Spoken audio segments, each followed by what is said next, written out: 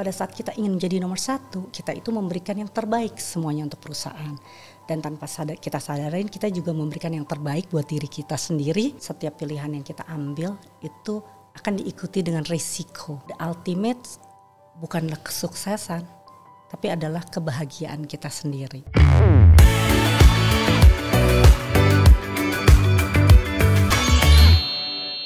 Hai teman-teman I Will, welcome back to Sir Ishi. Hari ini aku kedatangan seorang bintang tamu. Biasanya kita mengundang seorang public figure atau aktor, aktris. Nah kali ini kita kedatangan seorang big boss lady. Dan dia adalah Ibu Atik Nurwahyuni. Halo, terima kasih ya udah diundang nih di podcastnya Wilona. Waduh, sama-sama Bu Atik. Dan Bu Atik ini adalah selaku dari CEO Transmedia Group. Betul ya Bu ya? Iya. Aku yang justru sebenarnya merasa beruntung banget punya waktu dan kesempatan buat ngobrol hari ini. Karena hari ini aku dan juga teman-teman I Will mau mendengarkan kisah inspiratif dan juga kisah di balik kesuksesan perjalanan karir seorang Bu Atik. Bu Atik, banyak yang mengira kalau perusahaan TV besar atau stasiun TV besar pasti pemimpinnya cowok nih kebanyakan. Tapi tanpa mereka tahu sebenarnya banyak banget singa-singa betina di dalamnya. Nah ini dia yang hari ini bakal kita bahas sama Bu Atik. Bu Atik kalau boleh tahu cerita sedikit bagaimana sih awal memulai karirnya sebelum akhirnya menduduki jabatan yang sangat penting dan berpengaruh seperti ini. Jadi pertama saya itu memulai karir dari posisi yang paling bawah, dari staff, yaitu saya dari akun eksekutif. Oke. Jadi waktu itu saya bergabung dengan RCTI. Nah, di situ saya bekerja selama 10 tahun dari akun eksekutif, habis itu saya naik ke sales group manager, kemudian saya jadi asisten manager, saya di sales department, habis itu saya jadi sales manager. Setelah 10 tahun di sana, kebetulan Trans TV mau buka baru kan, Trans TV baru, kemudian saya melamar di sana. Di sana saya mendapat posisi sebagai kepala divisi. Saya kepala divisi 5 tahun di sana, kemudian saya jadi marketing sales director di Trans TV. Nah setelah itu tahun 2006 Trans TV berpartner dengan Gramedia, mengakuisisi sebagian dari sahamnya sehingga untuk TV7. Sehingga saat itu setelah TV7 menjadi bagian dari Transmedia, saya menduduki karir sebagai Vice President Director Trans7. Masih merangkap sebagai Sales and Marketing Director. Kemudian saya juga 1 tahun kemudian saya menjadi Presiden Director Trans7. Setelah itu kita juga mengakuisisi Detik.com. Saya juga duduk sebagai Sales and Marketing Director. Kemudian berikutnya saya juga jadi Presiden Director Trans TV. Jadi sampai saat ini saya masih jadi Presiden Director Trans TV dan Trans7 secara aktif mengelola 2 perusahaan tersebut. Wow, luar biasa ya. Jadi perjalanannya panjang. Perjalanannya ya. panjang loh. Ya. Berarti ada 20 tahunan ada kali ya sekarang? 34 tahun. 34 tahun, 34 waduh. tahun. Bahkan Ya. kita belum ada lahir udah memulai terjun duluan ya. Ya. Tapi kan aku tahu banget nih Bu bahwa persaingan terutama di suatu company yang juga udah besar pasti sangatlah berat, terutama buat seorang cewek terus bisa diakui lagi. Ya kan? Itu pernah masih inget gak sih perjalanan awal-awal waktu lagi muda, aduh pengen coba ini tapi diremehkan sama bos atau kayak gimana? Sebetulnya sih perjalanannya pasti banyak tantangannya ya. Cuman kalau untuk diremehkan sih nggak pernah. Bagaimana sih supaya kita itu diakuin? Selama saya bekerja, saya tuh punya beberapa prinsip yang saya jalani. Pertama adalah kita harus jadi nomor 1. Kenapa sih kita harus jadi nomor 1? Dari pada saat kita ingin menjadi nomor 1, kita itu memberikan yang terbaik semuanya untuk perusahaan. Dan tanpa kita sadarin, kita juga memberikan yang terbaik buat diri kita sendiri. Karena diri kita berkembang dalam proses tersebut. Pada ujungnya apakah kita harus jadi nomor 1? Enggak juga. Kadang kita jadi nomor 2, nomor 3. Tetapi apabila kita mencanangkan diri kita jadi nomor 1, kita akan masuk dalam kelompok besar seperti nomor 5, nomor 7, nomor 10 yang menjadi kelompok yang terbaik dari sebuah kelompok besar. Kemudian saya juga selalu mencanangkan diri saya menjadi the most ready person. Seperti apa sih the most ready person? Kita misalnya dalam hidup ini kayak tadi pasti ada up and down-nya dong.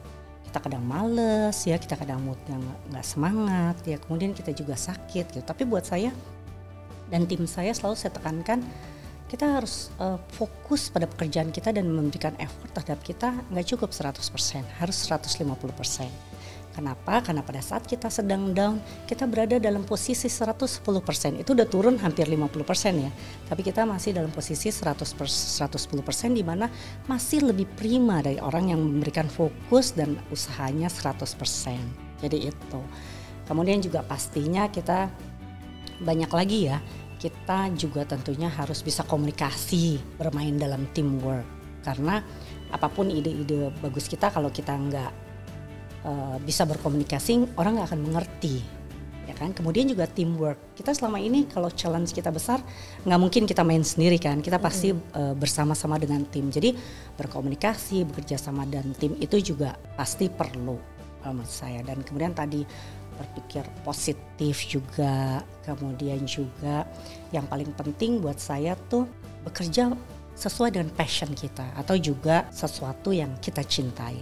Memang nggak semua orang punya privilege untuk kerja ya, untuk di tempat yang mereka benar-benar inginkan. Suka, iya. Kebetulan saya dapat privilege itu karena saya suka marketing dan saya masuk di situ. Tetapi kita harus belajar mencintai pekerjaan itu dan akhirnya mencintai dengan sesungguhnya. Karena kalau kita mencintai, kerja keras itu terasa bukan sebuah kerja, tapi kita menikmati proses perjalanan itu. Itu sih kalau menurut saya. Jadi kalau kita itu bekerja dengan baik, kita akan dihargai karena prestasi-prestasi kita yang kita berikan. Ngeliat Bu Atik orang yang sangat terbilang ambisius dan juga sangat positive thinking ya. Tapi pernah nggak mengalami titik-titik down yang membuat kayak Bu Atik berat banget ya? Karena aku percaya bahwa setiap orang pasti pernah mengalami titik-titik di mana feeling so exhausted aja gitu. Pasti kita dalam hidup ini kita pernah bilang ya, aduh capek deh aku kerja kayak gini-gini gitu kan. Tapi itu nggak boleh lama-lama ya teman-teman, I will ya.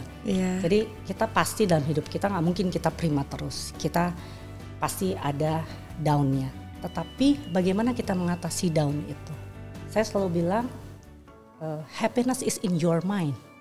Dalam hidup itu kita mau happy atau kita mau berkeluh kesah.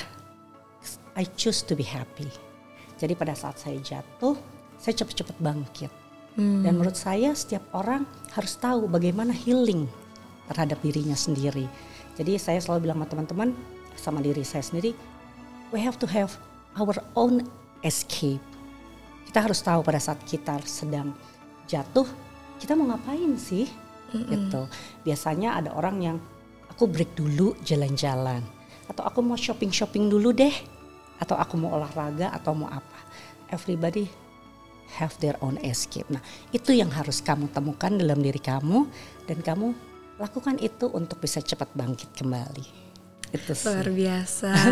Bu Atik, tapi kalau boleh tahu nih, Bu Atik kalau lagi di kantor tipikal yang tegas, galak atau baik, sabar? Mostly sih tegas dan galak. Oh iya. Emang kadang-kadang gitu ya, yang ramah banget tapi kalau udah kerja biasanya beda nih, langsung change mode gitu ya. Ya, tapi kalau menurut aku ya sebetulnya saya juga bilang sama teman-teman nih harus belajar ya gitu ya, harus ingat bahwa sometimes kalau kita mendengar orang bicara, jangan the way dia bicara, tapi esensi yang disampaikan oleh mereka. Jangan orang baik, tapi sebenarnya nggak ada esensinya omongannya. Tapi kita misalnya tegas, kamu dapat teman yang tegas, kamu dapat mentor yang tegas, tapi sebetulnya dapat ilmu. Dalam ketegasan itu banyak loh esensi-esensi yang bagus yang bisa kamu pakai untuk mengembangkan diri kamu. Iya benar. Nah itu juga harus kita juga cermat tuh dalam melihat itu. Bu Atik, aku mau nanya nih. Kan kalau misalnya mungkin 34 tahun yang lalu saat memulai sama era sekarang nih, pasti kan perbedaan dari mental orang-orang yang baru ngedaftar atau baru mulai kerja beda banget kan ya. Itu mengalami kesulitan gak sih Bu menghadapi anak-anak milenial begini, Gen Z begini, yang waktu era-era zaman saya dulu bisa saya kerasin aman ini. Mengalami gak yang kayak aduh mau ngomong gimana ya biar nih anak-anak ngerti, padahal kadang-kadang ngomong mungkin untuk kebaikan, tapi kan mental Mungkin nggak salah bisa terima. dibohongi zaman Benar, sekarang benar, ya. Benar. Tapi gini, kalau menurut saya zaman dulu juga sebetulnya ada yang males, ada yang rajin Iya? juga sih. Aku pikir lebih keras gitu maksudnya di mentorinnya bener-bener luar biasa. Ayo, karena kan kalau di syuting biasanya kru di zaman dulu dan di zaman sekarang beda Lebih banget disiplin kan. ya. Jauh bisa dikerasin. Kalau sekarang kan nggak bisa. Kalau kebetulan saya dulu kan kerja pertama di RCTI ya, kan station number 1 ya. Jadi juga sebetulnya kan challenge-nya nggak begitu besar, nggak terlalu keras ya tantangannya ya. Karena kita cuma sendiri, habis itu ada ICTV kan, gitu. Jadi menurut saya waktu itu juga saya bertemu juga dengan teman-teman yang ya ada yang santai, ada juga yang disiplin dan keras dan berambisi seperti itu. Tetapi apapun itu semua, kerja di TV itu asik banget. Asik ya, suka dukanya yang paling ujung-ujungnya adalah asik. Asik banget gitu loh suasananya. Karena kita kan cenderung lebih light ya. Kita beda sama industri lain ya. Kita kan entertainment. Jadi orang-orang itu asik-asik gitu. Makanya itu juga membuat saya betah gitu berada di industri ini. Tapi kalau menurut saya, kalau saat ini dibilang bahwa Gen Z, Gen Y itu maksudnya tidak sedisiplin atau tidak bisa dipecut seperti dulu. Saya rasa sih enggak juga ya. Karena kan tipenya macam-macam ya. Saya juga banyak bertemu sama teman-teman nih Gen milenial dan Gen Z itu yang sangat ambisius, juga sangat pengen maju dan bahkan sangat kreatif gitu. Jadi menurut saya sebetulnya sama aja. Kembali ke orangnya masing-masing. Kembali ke orangnya masing-masing. Kita bertemu dengan yang mana. Tapi tentunya juga kalau kita memberi challenge yang benar, tadinya juga yang misalnya males-malesan juga jadi rajin juga, jadi semangat juga. Iya benar-benar. Gitu. Bu Atik, sekarang ini kan era digital, social media, wah gila banget, bukan main deh. Zaman dulu yang bisa mencetuskan artis, penyanyi atau public figure cuma TV. Zaman sekarang media sosial juga bisa. Tapi dengan media sosial yang berkembang begitu pesat, apakah itu mempengaruhi perkembangan di dunia pertelevisian juga atau malah saling mensupport pada akhirnya? Kalau dibilang mempengaruhi, pasti mempengaruhi. Karena penonton berbagi. Sekarang, dulu kan orang harus menunggu bahwa jam segini saya mau nonton program ini. Tapi sekarang kan orang mempunyai banyak pilihan. Dan orang mempunyai habits yang sudah totally berbeda. Dia gak mau lagi nunggu. Ya kapan aku ada waktu, aku mau nonton dan aku banyak pilihan. Jadi kalau untuk TV pasti sangat berpengaruh. Tetapi untuk mengatasi ini, kita juga main di sosial media. Kita juga tayang di YouTube, tayang di Facebook. Kita juga membangun media sosial kita. Itu bahkan sosial media kita itu bisa me-reach 83% dari seluruh pengguna media sosial di Indonesia. Wow, jadi keren kita banget. juga beradaptasi ke situ. Iya, gitu. iya, Jadi iya.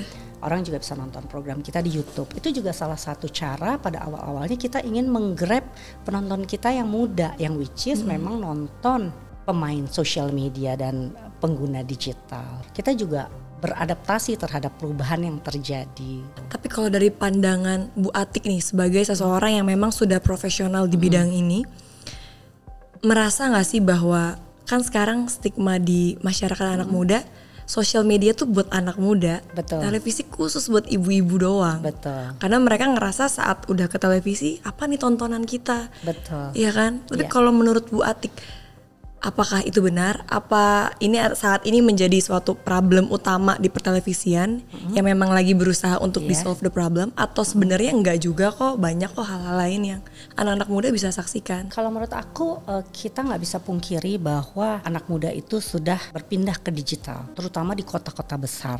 Walaupun kalau di kota-kota kecil itu karena tadi ya masih ada kendala internet, mereka juga masih menonton televisi. Tapi untuk mengatasi hal ini tadi kita juga tayangkan di sosial media. Kemudian kita juga berusaha untuk membuat program-program yang disukai oleh anak muda. Kita juga itu kita misalnya juga menggayat artis-artis yang kuat juga di sosial medianya. Kemudian kita juga lihat di sosial media nih kayak apa sih yang lagi marak di masyarakat nih, yang lagi viral apa nih. Kita juga dalam rangka kita mau current dan kita juga ingin dekat dengan pemirsa kita juga mengambil hal-hal yang viral tadi. kita masukin ke konten kita sesuaikan dengan program masing-masing. Jadi kalau sesuatu lagi viral tuh kadang-kadang di Brownies ada, nanti di Rumpi ada, nanti di Laporpa ada, di mana ada, itu kita adaptasi. Itu kerennya Transmedia Group. Aku setiap kali kalau misalnya buka TV yang akan mengundang orang-orang yang viral paling pertama itu udah pasti Trans Group. Sampai aku kayak, kok mereka bisa dapet aja, ini orang perasaan kemarin baru muncul di TikTok, di mana tiba-tiba udah dapet. Pantesan mereka selalu up to date karena pemimpinnya juga sangat up to date dan berinovasi terus. Tapi Bu, kalau misalnya nih orang-orang beranggapan katanya tayangan televisi zaman sekarang nggak ada yang mendidik karena semuanya isinya yang kalau nggak receh-receh, gosip, kalau nggak sensasi atau yang viral. Padahal itulah yang disukain penonton kita, yang mereka tonton sesuatu yang lagi viral, apa sih mereka mau cari tahu. Nah kalau menurut Bu Atik, apa langkah selanjutnya yang harus kita lakukan supaya merubah stigma masyarakat tentang pandangan ke televisi Indonesia? Betul. Sebetulnya ya kita nggak semuanya tuh receh ya. Sebetulnya kayak Trans 7 kita punya program-program yang sangat edukatif untuk anak-anak.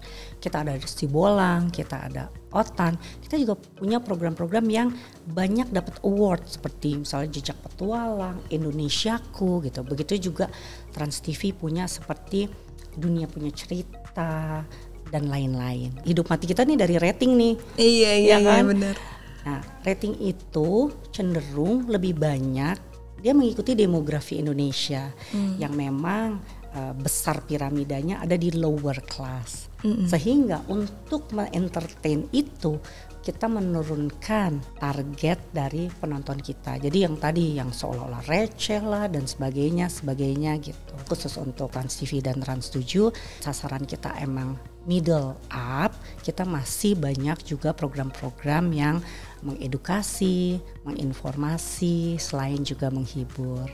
Oke, jadi kalau aku boleh ambil kesimpulan, sebenarnya bukan receh ya. Sebenarnya mungkin lebih kayak hiburan yang sangat ringan sampai masyarakat di bawah sekalipun bisa enjoy dan terhibur cuma dengan melihat itu. Betul. Nah jadi nih buat teman-teman I Will yang seandainya beranggapan aduh kalau nonton TV isinya kayak cuma itu aja terus. Kalian nontonnya di jam berapa aja, kan dari pagi sampai tengah malam ada tayangan nih. Begitu banyak pilihan, sebenarnya ujungnya tergantung kita memilihnya mau nonton yang mana. Bijak memilih. Bener, diberikan kesempatan untuk memilih ya, udah disediakan semuanya ada. Nah, berarti nih Bu, dulu kan katanya TV yang mencetak orang-orang yang viral, berarti sekarang yang viral yang dipanggil. Kita memang mengundang orang yang viral. Kenapa? Kita ingin dekat dengan masyarakat. Apa sih yang lagi hangat, apa sih yang lagi populer, apa yang lagi diminati oleh orang ada di TV kita. Tapi tentunya nggak semua yang viral bisa kita naikkan. Oh, disortir juga ya? Disortir karena kita kan TV publik. Kita juga punya kewajiban untuk berusaha memberikan yang terbaik untuk masyarakat penonton Indonesia dan juga stakeholder kita. Kita juga masih sih mencari talent-talent baru dan kita kembangkan sendiri gitu. Tapi viral itu memang salah satu strategi kita untuk tidak ketinggalan dengan social media. Kalau kita nggak bersinggungan sama apa yang viral di social media kan kita jadi ada batas. Kita nggak mau itu. Ngerti. Dan kalau bisa orang-orang yang viral itu kalau memang berbakat dia bisa juga berkembang bersama kita kan, karena apapun exposure TV kan nationwide dan masuk ke pelosok-pelosok sehingga kan penontonnya kan besar. Sehingga kalau dia yang tadi yang content creator yang viral dan ternyata dia sangat berbakat, dia bisa berkembang lebih besar lagi dengan menggunakan TV. Tapi kalau menurut Bu Atik nih, dari begitu banyak yang viral, seandainya ada yang bilang dia viralnya karena apa ya? Itu dianggapnya dia viral karena fenomena atau karena bakat? Kalau saya sih lihat kadang-kadang itu rezeki dari Allah.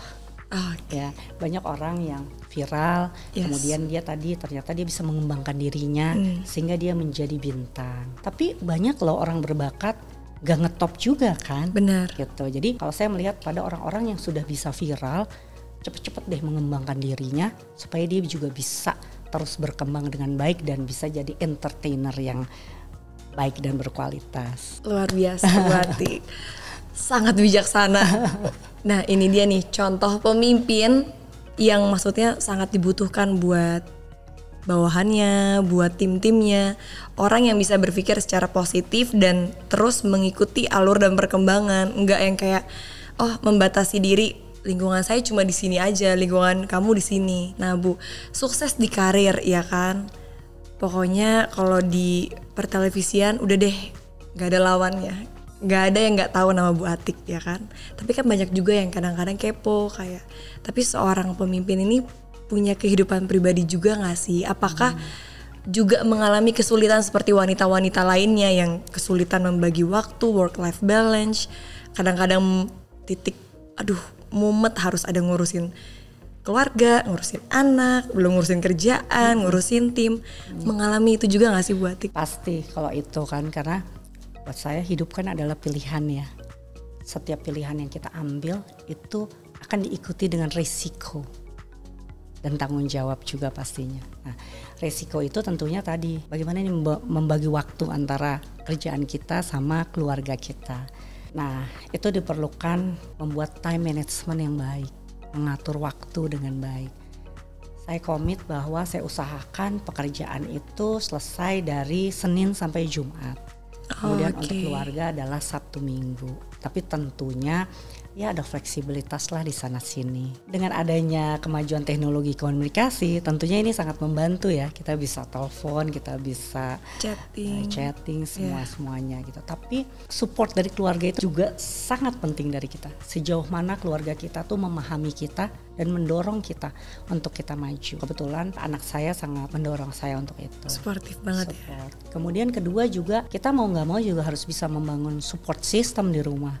Kayak mbak kita, asisten kita di rumah, karena mau nggak mau memanage rumah dengan baik. Kita juga harus dapat yang baik ya, yang bisa kita percaya dan sebagainya. Kemudian waktu anak masih kecil, tentunya guru les juga kan membantu kita juga untuk membantu pendidikan anak kita gitu. Kalau misalnya kita suruh sendiri, kita nggak bangun support system di rumah, kita juga nggak bisa manage waktu, pasti juga sulit, kita akan sulit. Tapi kalau tadi kita harus meeting pas lagi ambil raport, waduh itu pasti pusing deh itu. Biasanya kalau memang meetingnya nggak bisa saya tinggal, yang penting sekali saya minta tolong juga kakak saya untuk bantu ambil raport seperti itu sih. Tapi benar itu yang paling susah, apalagi waktu anak-anak masih sekolah ya. Iya. Tapi Bu Atik kalau misalnya boleh nih dikasih tips ke teman-teman I Will yang mungkin saat ini berada dilema antara apakah harus mengejar karir sebagai perempuan atau saya harus cepet-cepet settle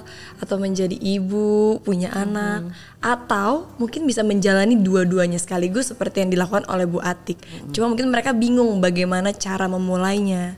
Betul. Nah kalau dari Bu Atik sarannya gimana buat teman-teman I Will? Kalau buat saya pertama adalah kenali dirimu. Kamu mau apa?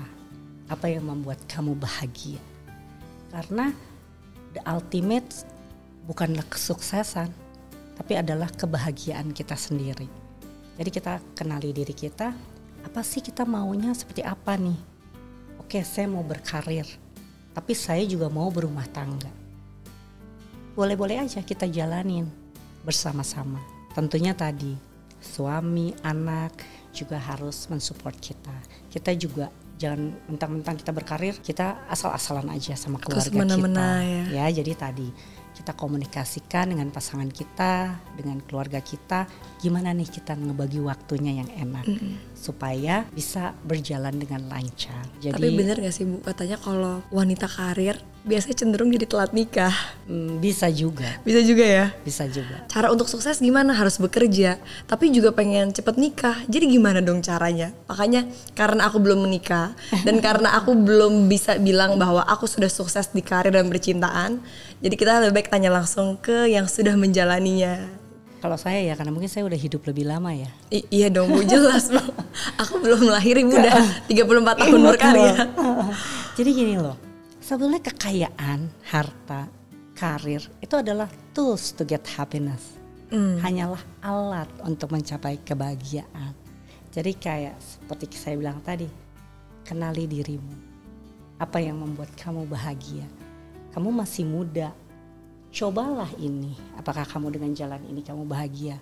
Kamu buka opportunity selebar-lebarnya. Kamu coba semua yang ingin kamu coba dalam hidup ini. Sampai nanti dalam perjalanan ini kamu menemukan sebetulnya jalan aku kemana sih? Kalau menurut aku begitu yang harus dilakukan. Keren. Ya, jadi saya mau menikah juga, saya mau berkarir juga, saya mau ini juga gitu. Apalagi saat ini orang berkarir nggak perlu ke kantor kan? Bener. Kamu bisa bekerja sendiri, bisa bekerja part time. Oh, udah banyak banget sekarang job yang dulu tuh nggak ada, yang membuat banyak orang tidak harus tergantung sama kantor, tapi bisa berusaha sendiri atau di kantor tapi dengan waktu yang lebih fleksibel. Jadi menurut saya jangan membatasi diri. Iya, setuju. Tapi bukalah opportunity sebesar-besarnya. Cobalah hidup selagi masih muda, jadi nanti enggak menyesal. Bener, setuju banget kalau yang ini. Ingat ya guys, buat teman-teman I Will, pokoknya mumpung kalian semua masih pada muda, jangan terpaku ke satu hal aja. Kalian harus punya cita-cita setinggi-tingginya, sebanyak-banyaknya. Mencoba, kalau gagal it's okay, kita coba lagi hal yang lain. Bu Atik, terima kasih banget sudah memberikan banyak banget. Tadi aku dapat pelajaran dan juga motivasi untuk diri aku dan juga teman-teman I Will, bahwa kita cewek, kita nggak boleh ngerasa karena kita perempuan kita punya keterbatasan yang sangat banyak. Banyak hal yang kita harus tahan-tahan, gak boleh kita lakukan. Kita bisa ngeliat banyak banget cewek-cewek di luar sana yang sangat sukses. Di depan mata kita juga ada Bu Atik. Terima kasih Bu Atik sudah membagikan ceritanya. Mudah-mudahan bisa bermanfaat, bisa menginspirasi teman-teman I Will juga di rumah. Bu Atik, terakhir nih, ada gak yang mau disampaikan buat teman-teman I Will di rumah yang udah nonton episode kali ini, yang mungkin Bu Atik mau sampaikan? Iya, aku mau pesan aja untuk teman-teman yang masih sangat muda, bukalah opportunity sebesar-besarnya, nikmatilah hidup, bahagia. Pada saatnya nanti kamu akan menemukan mana sih jalan aku yang paling tepat, ya. Kemudian juga khusus untuk perempuan-perempuan di sana, satu, kita itu deserve untuk diakui keberadaannya, sehingga tinggal bagaimana kita itu membawa diri kita, membuktikan diri kita bahwa kita adalah patut bersaing dan patut untuk berhasil di dalam kehidupan kita. Hey, thank you Bu Atik. Terima kasih teman-teman I Will yang udah pada nonton episode hari ini. Sampai bertemu di episode berikutnya dari Sir Ishi. Bye bye.